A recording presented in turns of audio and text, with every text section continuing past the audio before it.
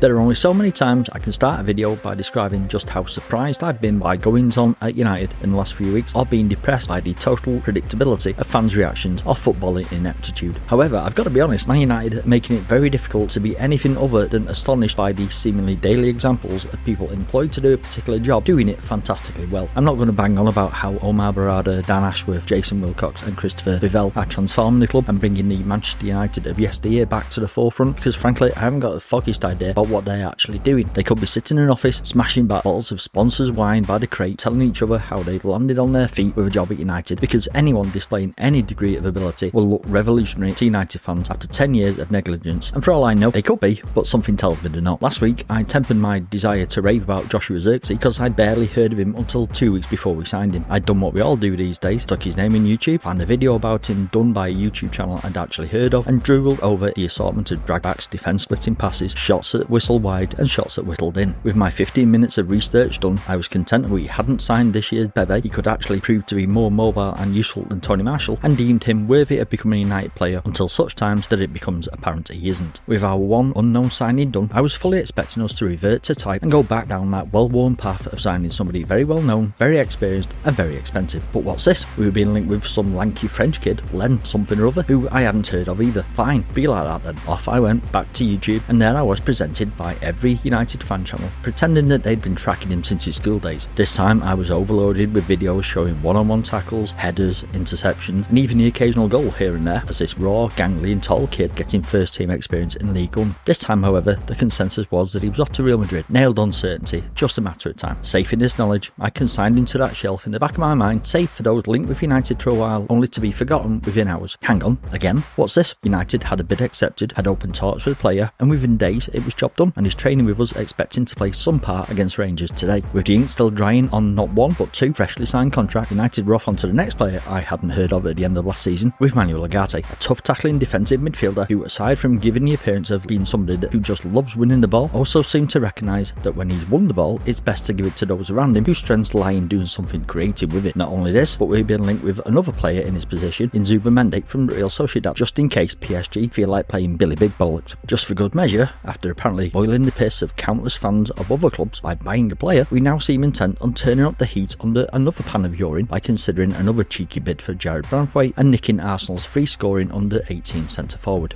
I'm not sure I like this. Apart from when United signed Nani and Anderson completely unexpectedly in 2007, I'm struggling to think of an example of such professionalism being exhibited by people employed by Man United. Not only are they signing players in the positions we need, we've also got backup sorted if one hits a shit. Every time I see news about United at the moment, it's along the lines of terms have been agreed with whoever, and not I'm hearing from my sources sort of crap that we normally get every summer. One of the best moments of this summer, in actual fact, is the complete absence of Kave Solikov or whatever his name is. They clearly seem capable of doing one side of transfer business pretty well, so the next and probably biggest issue we have now is getting rid of some players to make space and to bring some much needed money in to fund our endless summer. Getting Greenwood out the door is a good start, but there's plenty more that need moving on to ensure that next summer is more about fine tuning than the complete engine rebuild we're witnessing this year.